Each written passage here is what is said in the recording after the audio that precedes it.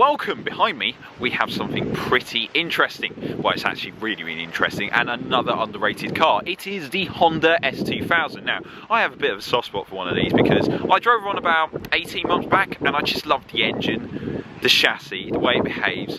And this one is the AP1 version, so it revs to 9,000 RPM. And in this video we're going to discuss about future classics. We're going to do something a bit like what we did with the BMW Z4M Coupe. Should you go out and buy yourself an old sports car, I mean this one's about 9 and a bit grand, okay, let's say sub £10,000. Should you go out, buy yourself something that's reliable, that you can use maybe on a daily basis, but maybe as a weekend track toy maybe as well too, or something as a back B-road stormer, because for the price of a used GT86 you can get yourself one of these, and I think it's a better car. So anyway, let's go in, let's go for a drive, let's do some skids and let's have a laugh.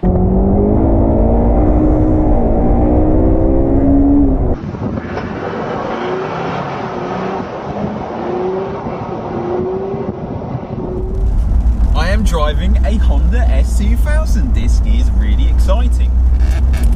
I still think people need to appreciate the S2000 more. It falls in that same category of, if you haven't seen the Honda NSX video that I filmed a couple of weeks back, of it not being appreciated for what it is, because they are so overly engineered. And it was at a time, I believe, where Honda just cared about driving so much, built everything up and beyond, more so than other car manufacturers, and this car just feels like it. In fact, I think people appreciate this just that little bit more than the NSX. I think mainly because it's Johnny Tran's car in Fast and Furious. So what have we got? We've got ourselves a 2-litre 4-cylinder V-tec, variable valve timing obviously, 240 horsepower around about that, not a lot of torque, revs to 9,000 RPM in AP1 form, which is basically the GM1 car. 1999 this car, it's done over 60,000 miles. It's a fine example. You can get one of these for around about 10 grand, I'd say, for a real nice car. And do you know what? It's just a spectacular thing. Inside, on the move, when you're driving it, the driving position is a bit different. You're sort of sitting quite a bit high, which isn't something that you find in many sports cars. But this you do sit a little bit high. It has that sort of similar driving position of the NSX. Wouldn't be surprised, because the same designer that designed the NSX also designed the S2000. But you've got the steering wheel, which is fixed. I'm 6'2" or just over. I'm still growing, and yeah, you kind of think, oh, my knees are going to hit the steering wheel. It actually doesn't. Inside the instrument layout, you've got the starter button right next to you. You've got the heater controls right here as well too. You've got a few other cool bits and pieces, and do you know what? It's nicely closely put together, and do you know what? It's also aged really well too. Really well. Love the digital layout. You know, it's just nice, clear instruments. Love the fact that it's in orangey red. Kind of reminds me of the BMWs, the earlier E46s, E39s, with their really nice layouts too. What's the interesting point of the S2000? Well, you're greeted with this really nice 6-speed manual gearbox. Just nice short throw. Really good, slots into gears really nice and easy, and in fact once you start rushing it, isn't too bad. This one's got the hidden original cassette tape stereo as well too, which I quite like. Yeah, overall it just feels great and cool, and yeah, styling wise, some people might criticise it for looking a bit like a Barbie car. I don't think so. I think this looks really nice. I think it's a cool bit of kit to drive around in. So 10 grand, you want a car that's open top, you're not too keen on the Mazda MX-5, you still think that is a bit of a feminine car, you want something that's a bit more exciting, a bit more enticing, but possibly JDM. You don't want a BMW Z4, you don't want a Z3 or Z3M. And you want something that's pretty robust and reliable as well too, something that isn't going to give you that much of a headache. Well, this car is definitely one of them. It just feels nice and tight, nicely put together. It also feels very pliant as well. The suspension's really nice. This car's running on really small rims with thick profile tyres. Nothing crazy, Bridgestone Potenzas, which is, you know, a sporting tyre, but critically a road tyre. I think for the money, the price of, say, a high mileage used Toyota GT86, you can get yourself one of these. And people love to talk about the GT86 as being a modern day sports car, of how it moves around and sort of keeps you engaged in the driving experience. Well, do you know what? I think this is even better. And let me explain. Okay, so let's have a little walk around of the Honda S2000. Now, in case you didn't know, the designer who designed this also designed the Honda NSX, and you can kind of see that on the interior, but we'll get to that later on in a second. In fact, if I walk around from this profile, it has some really cool, intriguing lines. Don't get me wrong, it's not quite as flush or as, you know, as out there as, like, say, a Z3 or a Z4, but when this car came out, it was really cool. It had a traditional British sports car feel to it, which is very, very nice. Kind of reminds me of a Toyota 2000 GT in some respects, but it's really nice. Long bonnet, high roof, in fact very, very high, in fact one of the highest. Obviously got the roof down at the minute.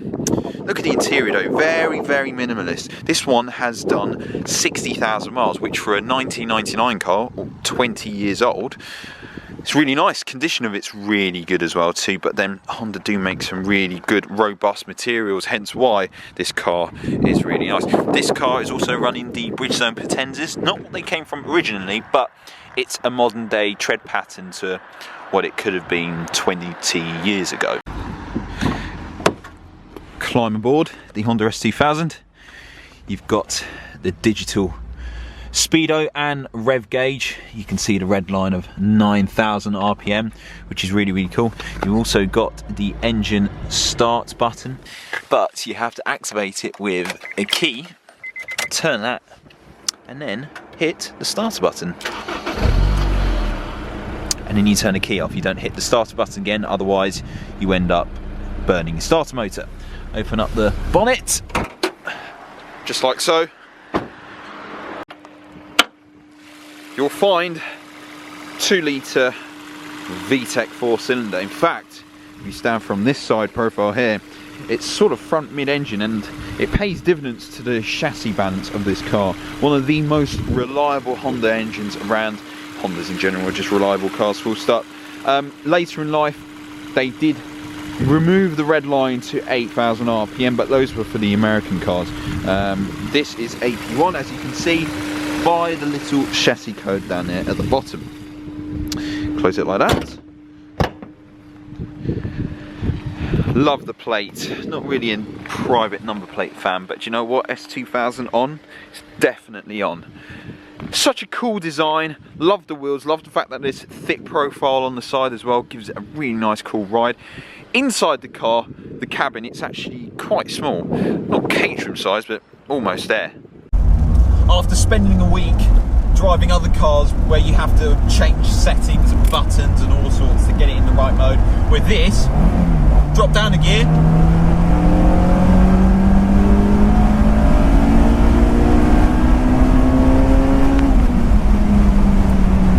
I'd even get to 9,000 RPM.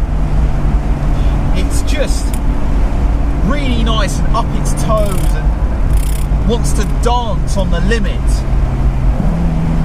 The gear changes are just so nice. You can heel and toe in this car really well. This has got to be the best car for heel and toe downshift, as well as the flywheel being nice and zippy and light, as well as the pedal setup being beautiful to do downshifts. It's just uncanny. So the owner is a bit of a driver who's kindly let me have a go in this. He's done a few track days around Snetterton. The car is completely stock. There's no modifications at all whatsoever. Obviously it's got modern tyres, but then, you know, you've got updated tyres on this car. Overall though, it just feels really light on its feet, really nice. The steering's got really good weighting, really good feel. Obviously you had later cars where the chassis setup was a bit more prone to understeer. This one is really lively on its feet. It doesn't feel like a traditional front engine rear-wheel drive sports car because of where the setup is. It sort of feels like front mid-engine. So when you you can actually trail in on the brakes into a corner, get the car nicely set up, and use all of the throttle and make use of that 8,000 RPM red line. Most people would jump on this and find this car actually pretty slow. To me, I find it's actually really nice. So you can just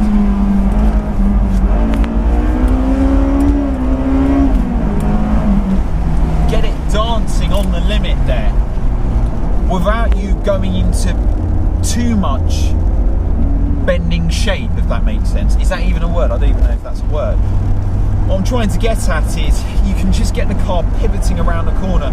You can get up to about 8 tenths in this car, and just right on the limit, as it starts to pivot, you can plant the throttle and use the rear-wheel drive mass to sort of get it rotating around the corner, which is just nice.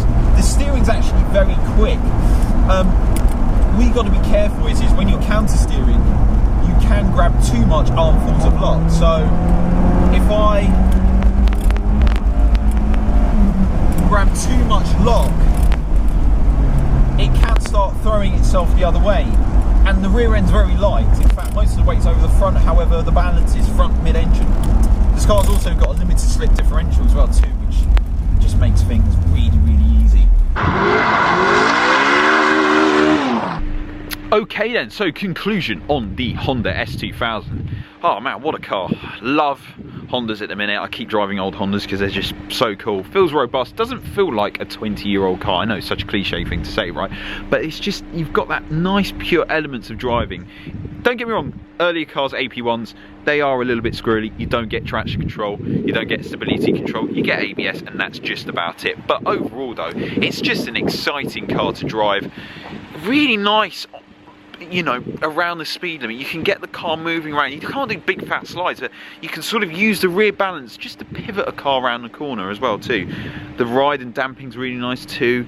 Just feels robust. Feels like a car that you can absolutely rag the hell out of it, which is so nice and so robust. So big thank you to the owner. If you want your car featured, go and DM me on Instagram as well too. Hope you've enjoyed this video. Let me know what other content you want to see. Until next time, see you later.